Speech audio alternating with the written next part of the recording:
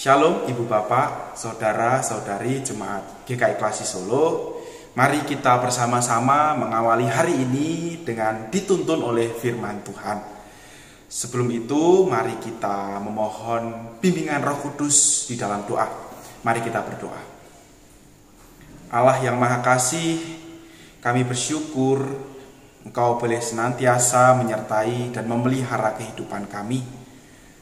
Dan pada saat ini Tuhan, kami memohon rahmat-Mu melalui firman yang boleh Engkau nyatakan pada kami.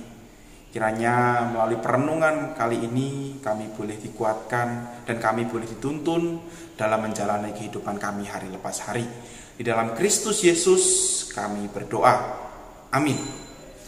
Bapak Ibu Saudara, Jemaat GKI Klasi Solo, pembacaan Alkitab kita pada kali ini terambil dari Ibrani 10 ayat yang ke-24 sampai yang ke-25. Ibrani 10 ayat yang ke-24 dan yang ke-25. Dan marilah kita saling memperhatikan supaya kita saling mendorong dalam kasih dan dalam pekerjaan baik. Janganlah kita menjauhkan diri dari pertemuan-pertemuan ibadah kita seperti dibiasakan oleh beberapa orang. Tetapi marilah kita saling menasihati dan semakin giat melakukannya menjelang hari Tuhan yang mendekat. Bapak Ibu Saudara, Bunda Teresa pernah berkata bahwa yang menghancurkan dunia ini bukanlah bom atom, bukanlah penyakit kanker, dan juga bukanlah bencana alam. Yang menghancurkan dunia ini ialah ketika orang sudah tidak lagi mempunyai atau memberikan hati kepada orang lain. Bunda Teresa menggambarkan bahwasanya kalau orang sudah kehilangan rasa kepedulian, orang sudah kehilangan rasa empati, maka dunia berada di dalam situasi yang tidak baik-baik saja. Nah, saat ini mari kita lihat situasi yang berada di sekitar kita. Apakah kepedulian dan rasa empati masih ada di dalam kehidupan sosial kita? Nyatanya sekarang banyak sekali terjadi konflik, kekerasan yang terjadi di sekitar kita. Orang sudah mulai kehilangan rasa empati. Orang sudah mulai kehilangan kepekaan terhadap sesama. Maka kalau kita melihat dari kutipan Bunda Teresa tadi, kita berada di dalam situasi menuju kehancuran. Ibu bapak saudara yang terkasih, tentu kita sebagai orang-orang yang beriman kepada Tuhan, kita tahu pentingnya menaruh perhatian, menaruh kepedulian, menaruh empati kepada sesama kita. Terutama kepada sesama-sesama kita yang sedang berada di dalam situasi-situasi yang sulit di dalam hidup mereka. Ketika mereka berada di dalam pergumulan. Melalui kepedulian kita dan rasa empati kita, barangkali kita bisa menolong mereka untuk keluar dari pergumulan dan situasi sulit yang mereka alami. Sama seperti yang Rasul Paulus ingatkan di dalam bacaan kita tadi, sebagaimana umat memperhatikan Kristus, hal yang sama juga diterapkan kepada orang lain di dalam komunitas. Saling memperhatikan adalah hal yang paling penting dan mendasar di dalam kehidupan keberimanan kita sebagai orang Kristen. Saling memperhatikan bertujuan agar umat saling mendorong dan melakukan pekerjaan baik. Bahkan dikatakan juga dengan saling memperhatikan kita boleh menjadi semakin giat melakukan kehidupan. Rasul Paulus mengajarkan bahwa memperhatikan sesama, menaruh kepedulian dan berempati kepada sesama adalah sebuah cerminan dari ibadah kita kepada Tuhan.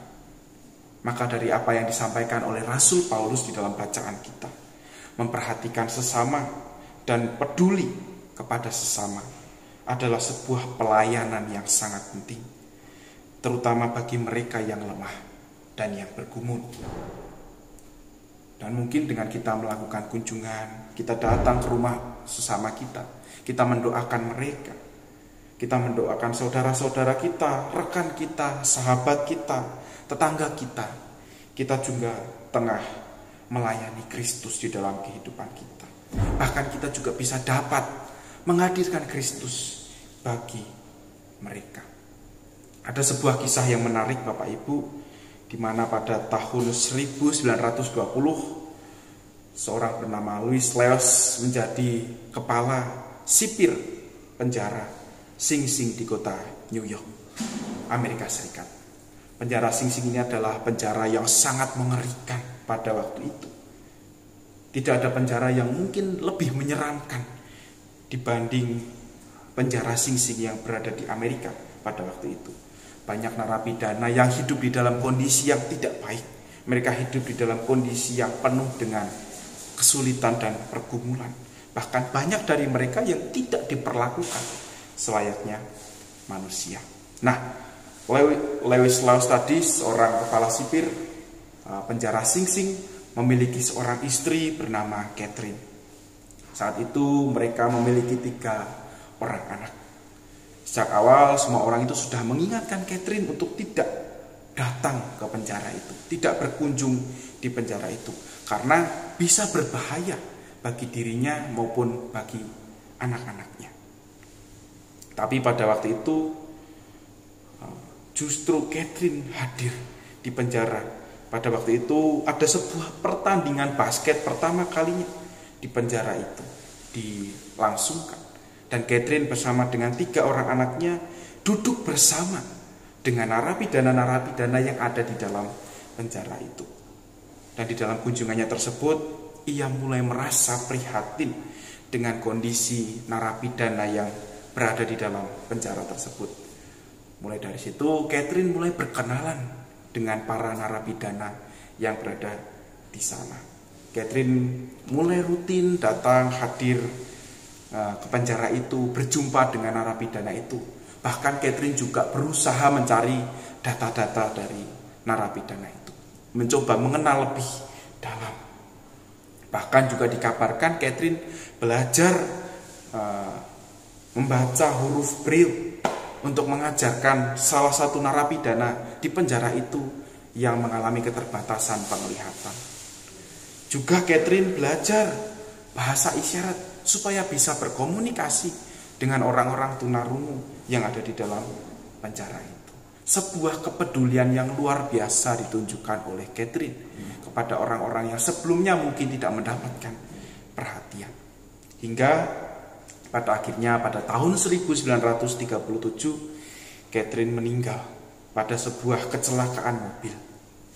Di jenazah Catherine dibaringkan di sebuah peti di rumahnya yang berjarak kira-kira 1 kilometer dari penjara Sing Sing itu.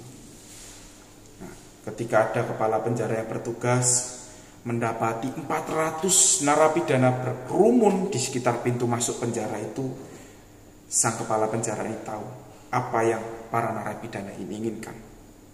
Mereka ingin memberikan penghormatan terakhir mereka kepada Catherine. Dan dari sini kepala penjara itu memberikan izin bagi kira-kira 400 narapidana ini untuk keluar dari penjara dan hadir kepada kediaman Catherine untuk memberikan penghormatan terakhir. Tentu tidak masuk di akal. Seorang narapidana kalau diberikan kesempatan keluar pasti akan meninggalkan penjara. Mereka tidak akan bertanggung jawab untuk kembali ke penjara mereka. Tetapi situasi ini tidak terjadi di dalam kisah ini. 400 narapidana yang keluar untuk memberikan penghormatan terakhir kepada Catherine, mereka kembali ke penjara dengan penuh tanggung jawab. Dari kisah ini Bapak Ibu Saudara yang dikasihi di dalam Tuhan Yesus, empati, kepedulian yang diberikan kepada orang lain bukan hanya menolong untuk menyembuhkan kehidupan orang lain, bukan hanya untuk menolong orang lain keluar dari pergumulan dan permasalahan, tetapi juga bisa menolong orang lain untuk bertransformasi, untuk mengalami kehidupan yang lebih baik, untuk mengalami kehidupan yang semakin merasakan damai sejahtera di dalam Tuhan. Maka dari itu Bapak Ibu Saudara yang terkasih, kita belajar untuk terus peduli dan berempati di tengah situasi dunia yang tengah carut-marut ini, sehingga kehidupan kita bersama boleh semakin bertumbuh dan bertransformasi di dalam Tuhan. Amin.